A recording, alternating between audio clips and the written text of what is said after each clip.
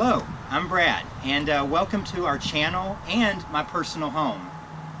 I want to take you on an exciting journey that we're taking, doing a home addition to meet some of our new family needs. Our family is in the process of growing. We are very excited to be bringing a new little boy home here in the next couple of weeks. Not exactly sure when, and part of that process we decided we were a bedroom too short.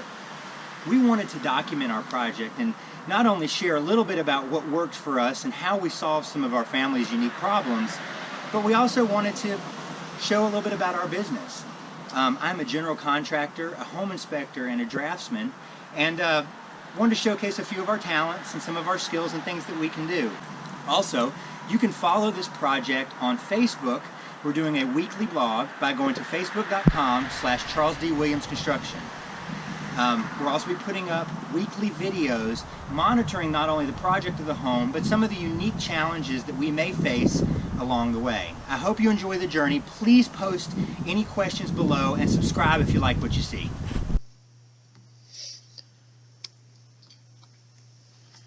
Okay, so here's a quick look of our house and property. The house roughly sits on a 1/4 acre here. We use it as a 3-bedroom, 2-bath house with 2 of us plus 2 kids and 2 cats. You can see the space where the addition will go right here. There's nothing yet, but in this space there will be a new sunroom, master bedroom, bathroom, office, and laundry room, as well as a mudroom. You can see back here in the garage where we cleared everything out to prepare the garage for lifting and moving, so it can also have a matching foundation to the house, making the connection a little bit more smooth. Alright, so I wanted to talk to you a little bit about today, about our first major obstacle with the house here. If I haven't introduced everything yet, part of the addition is we're actually going to be connecting the house and the garage with the addition, and the plan is for these walls to line up down through here, back up, and there'll be a continuous wall that runs down. So being that these were not built at the same time and not surveyed at the same time, the garage was staked onto the back corner of the property originally. It doesn't quite line up with the house. So you wouldn't be able to have a straight wall. It'd be crooked. It would be kind of a major issue. So part of what we're doing to prepare for this is lifting and turning the garage.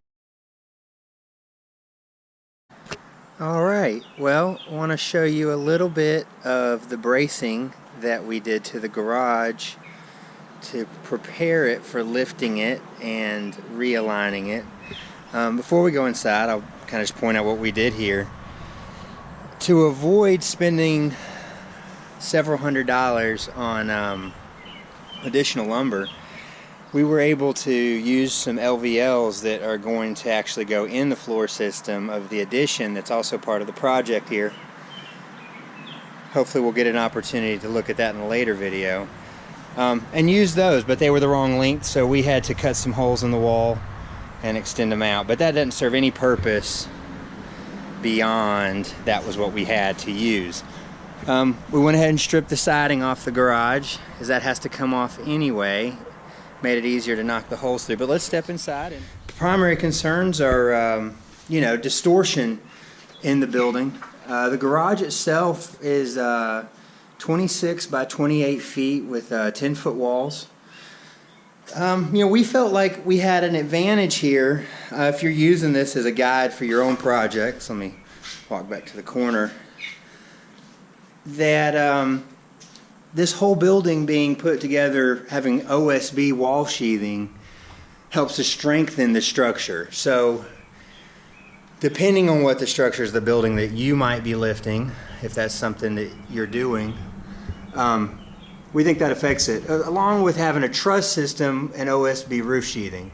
So all that helps to tie the structure together initially. So what we did is we're going to actually lift the building from these LVLs. So the first thing we did was install them. They are bolted to the wall with a large screw here. This is a structural screw. Point this out here. With a high shear strength. Bolted to the wall. We furred it out from the wall. One, to strengthen the studs that they're bolted to, and two, to give us room to get jacks underneath it. So I only have one jack set up here, just to give you an idea. But we're just using standard bottle jacks underneath the LVL, and these plates that we had on hand. And we're going to jack it one side at a time and raise it up on some 4x6 blocks. Still need to get more blocks, but you know, roughly that size, 2 foot long, 4x6 blocks, and jack it up 4 inches at a time until we reach our desired height. In this project, if we haven't mentioned that before, it's going to go on top of a brick and block foundation to match it with the height of the home, and also will accomplish some other things. The other thing that we did is from these points where it's bolted to the wall, we ran some bracing back to the ceiling, creating triangles, if you will. So this helps to distort the wall from folding out and coming away that way. Did that on the front wall as well. And we also braced back the same way on the sidewalls. And you can see where these triangles are also complete up here, because there was already a 2x4 attached to all the trusses, giving us our 2 triangles there. So before we finish, we're going to add some diagonal bracing to keep the square of the building in check as it lifts, going from bottom plate, top plate, top plate. And we may reinforce these doors a little bit as well. We did put this pig trough or T-brace down the wall to tie all the studs together on the walls that don't have the beam, since the beam is tying the studs together. And it also gives some extra support on top of the beam where we're jacking it from. We felt like into these corners there was already significant lumber over here to give us strength. We'll walk back here. But as simple as that. So we will finish up this bracing, and then we'll work on breaking her free.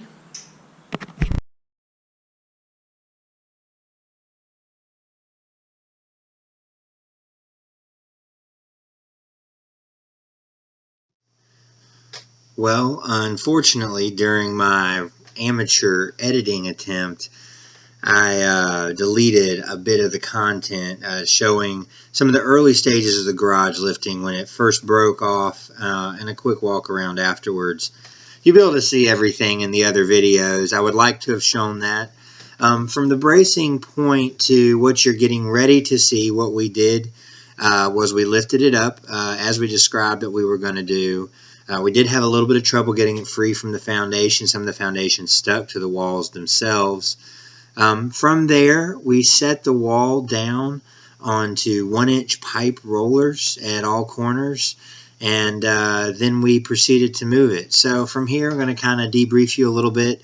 Video I took right after we moved that. Sorry that some of the content is missing. I think you'll still be able to get a good idea of what we did to brace, lift, and move the garage and what we have.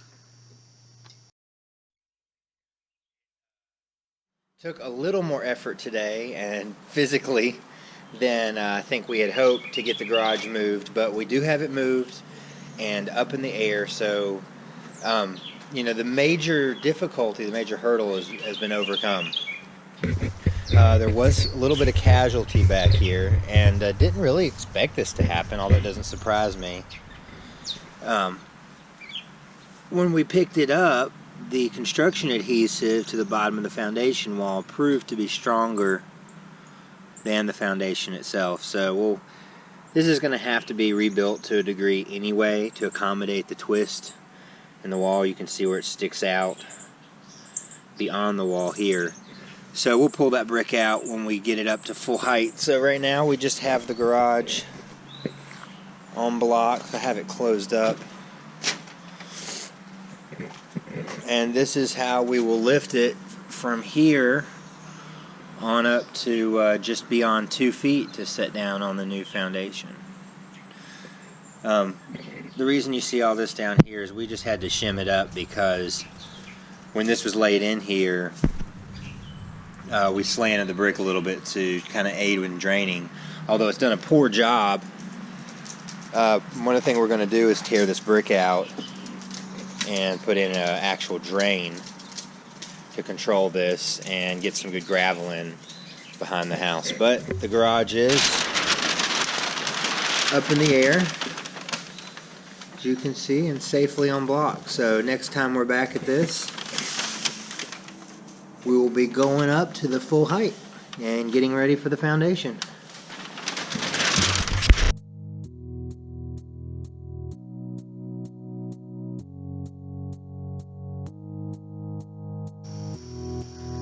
Alright, so after several days of waiting and planning and a holiday, here is a video of the footings being dug. It was really crucial in this project that we get the footings dug to the right height for a couple of reasons. One, we needed to tie the garage and the house together, and we needed to have a foundation that would work to do that, as well as we were looking to gain a certain amount of clearance in the crawl space, ideally 24 inches in that lower side to provide clearance for HVAC systems, but also getting over 18 inches so we didn't have to use treated lumber in the whole thing due to some of the long spans on that side of the garage.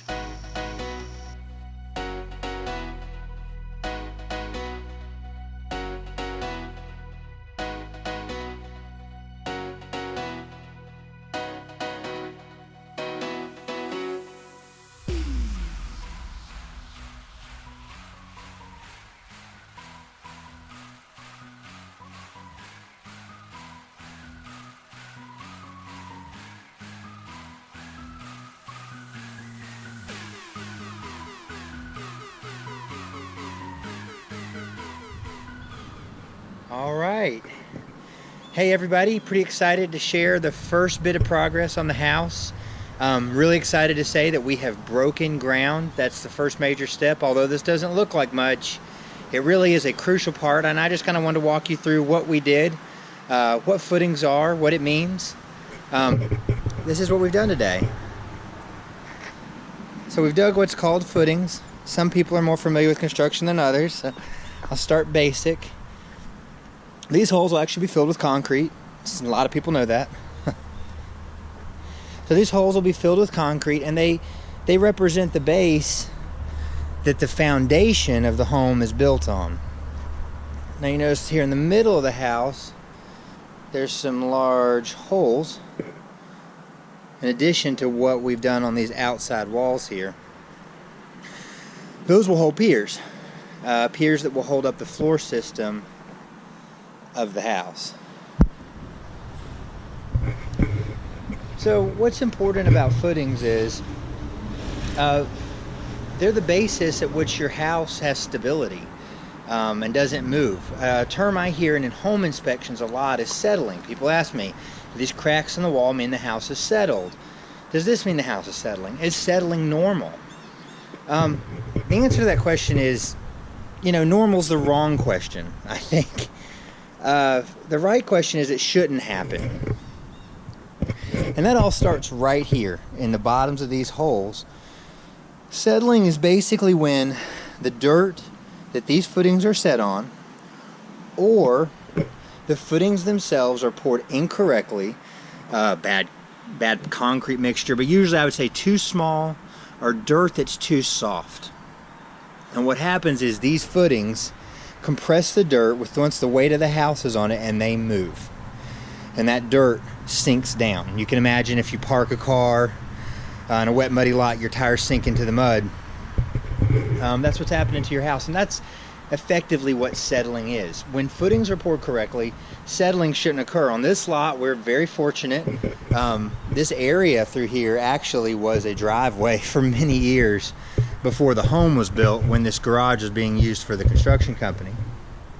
So got the footings dug. We'll pour them in the morning, and then it'll be up to me to clear all this out here and get the level down low. What I'm going to need is about 18 inches from the top of that foundation vent here to the bottom to give me enough clearance in the crawl space of the house to run HVAC ducts and give the floor system, to give the floor system enough room to breathe.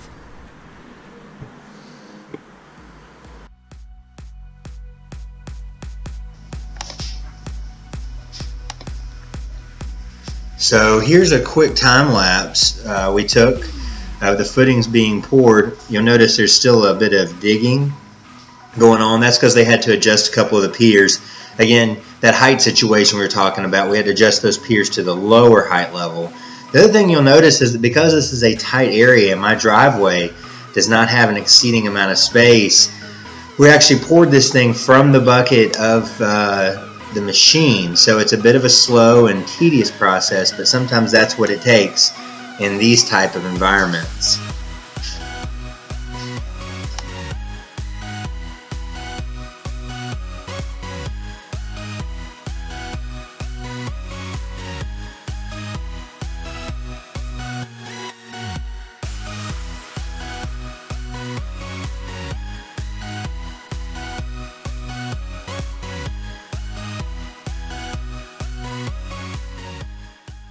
I don't know where this video will come in, so I wanted to introduce it and welcome you to our project here, our home addition here on 704 Salisbury Street. This is probably really the kickoff of the project itself, and a super exciting day for us.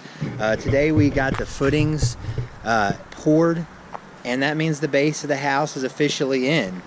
You know, we have a floor plan, and going to kind of walk through it and talk about it. The other exciting thing that's happening tonight is we are going to be lifting the garage up to its full height. Going to try to capture that on film into something that's cool to watch as we jack her off the ground and hopefully don't break. Compared with the bracing, breaking free, and turning portion of the project of getting the garage positioned for the addition, lifting it was probably the easiest portion when it comes to a straightforward job. As you can see here, the garage just kind of begins to rise. The process we did is not unlike jacking a car. We replaced 2 to 3 bottle jacks under one side, either under the beam initially for clearance and then eventually under the wall itself. And we would raise it 4 to 5 inches per side per time, going back and forth from side to side. Really neat process and really cool to see what it was like when it was hanging up in the air on 4 pilings. It's pretty amazing how well the garage did.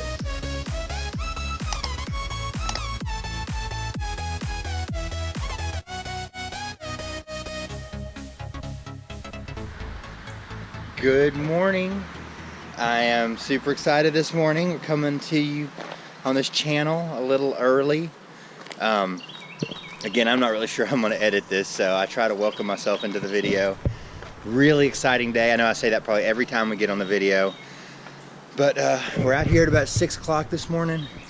We're going to get this baby graded, get all this extra dirt knocked down, which is going to be pretty crucial to have clearance in the crawl space for HVAC. General clearance over here we've got to clear to make sure we can use regular lumber. I'll explain a little bit of that later once we see it. The other thing that's got to happen is this garage, which is pretty exciting here, has got to come up to its very final height. Right now we're sitting at 20 inches. So she's up pretty high. The walls are going to be about 24 underneath her. So we're going to have to come up about 1 more block this morning. And so today is the day for foundation walls. Big day here at the house, and hopefully I'll do my best to capture it and bring you guys along.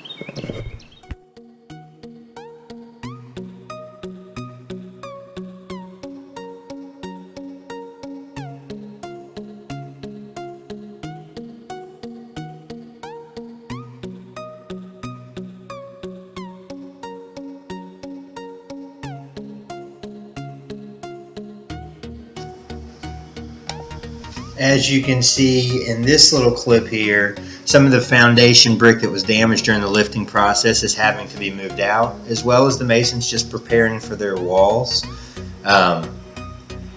Not a difficult process here. We were very lucky to have extra footing around all the walls, so we didn't have to dig or pour any footings to build the extra wall that we needed to go under the garage wall.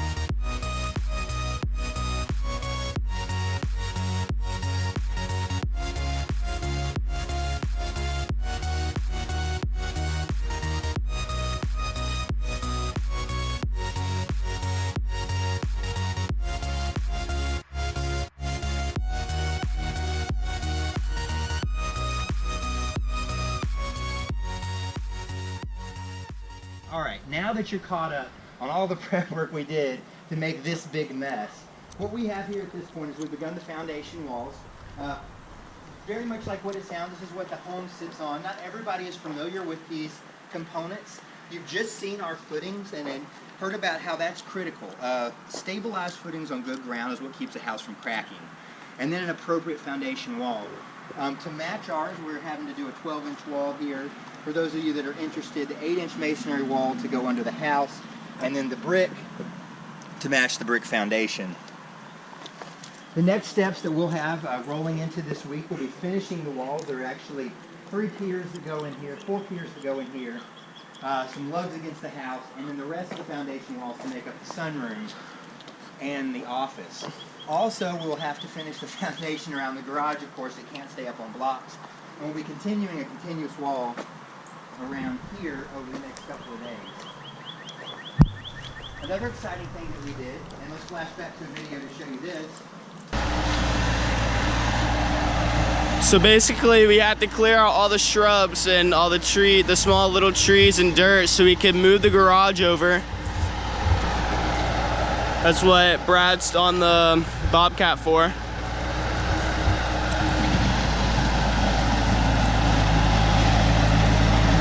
And as you can see, there was a lot of shrubs. And we also discovered we have about a foot more driveway than we thought. The driveway goes all the way out to here.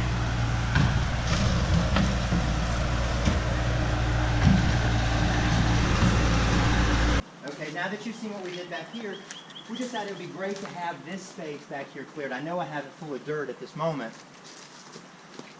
but losing some of our yard, this was important to us to clear this off. And I think we'll have some neat projects to show you guys down the road as we move forward. I think that about covers where we are now. The next big steps are obviously finishing the foundation and then beginning the framing of the home. And that's really when the house takes shape. So hopefully we'll bring you a lot of neat content and a lot of neat views to show you about how the house comes together and how that works. Thanks for joining us again, and please come back soon.